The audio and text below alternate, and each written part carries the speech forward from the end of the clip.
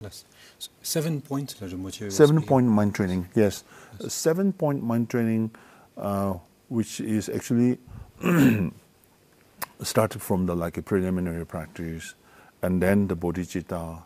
Then after that, they talk about how to apply the bodhicitta, and then what is the samaya or commitment in the bodhisattva, what we call the training of a mind, and how to bring all the external negative factors into the path of a practice, and then what is the measure of the training of your mind, and then the result of the training of a mind. So this is very general, very general. And then among these 7, the most important or practical or beneficial point is how to apply or bring negative external factors into your own life with the practice. This is most suitable to the modern societies, those who have problems entire life. Yes. So if Rinpoche could share something about this practice. Okay.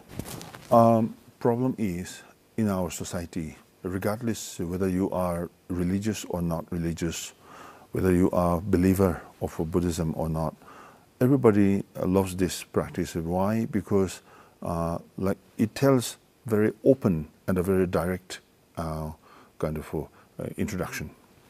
Let's say when I have a problem in my life, because I'm doing my practice for the purpose of removing my obstacles, external obstacles and internal obstacles. So everybody keeps a hope and expectation. Through the keeping hopes and expectation, we all do Dhamma practice.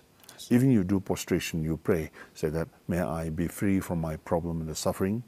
And although you never do this prayer for the other sentient beings, because my case is the first issue, so I have to pray for myself. And then this teaching is a very direct in the sense of it tells that with this kind of such attitude, prayer will not help you to remove your obstacle. Yes. So instead of that, you should face your problem, and you should accept the problem with the profound understanding. Let's say, because why I do have a problem unexpectedly, physically, sickness, mental disorder, etc., are all because of from my previous life that I have accumulated negative actions of the body, speech, and mind. Because of I have accumulated the cause of the suffering, so as a result, I'm suffering now. So in order to pray, say that, may I be free from the suffering, instead of that, I should say, okay, I accept the suffering, because this is natural causality, the result of the natural causality. So I have to accept. If I do wish to be free from this suffering and pain, then I should avoid to engage all negative actions of the body, speech, and mind. So that sort of, you are directly accepting the situation, the fact. Because many people do think when they are sick, they think that I should not get sick, because I didn't do anything wrong. Or someone criticizes you, then immediately your reaction is you say that, why should I responsible this? Because I'm innocent, I didn't do anything wrong. And then somebody criticizes you, why should I accept? Why should I apologize them? So something, there are always negativities in their mind. It's kind of a negative habitual tendency.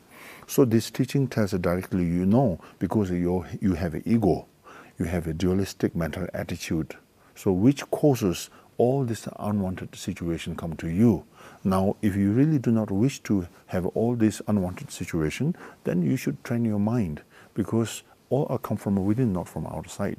You believe that everything is come from external factor, which is not true. Everything has come from the internal factor, which you have to train your mind. You have to recognize the cause of this problem, the sufferings, and then you analyze. Then you find the root of these problems, which is ignorance and the duality, the mind of duality.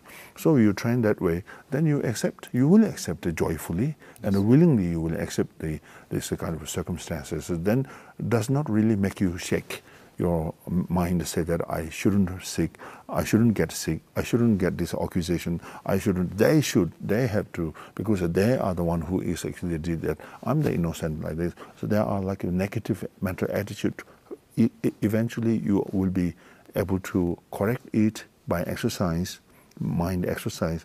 Then slowly by deepen your practice, then the transformation is there. So by transformation, then you can transform all the negativities into the positivity.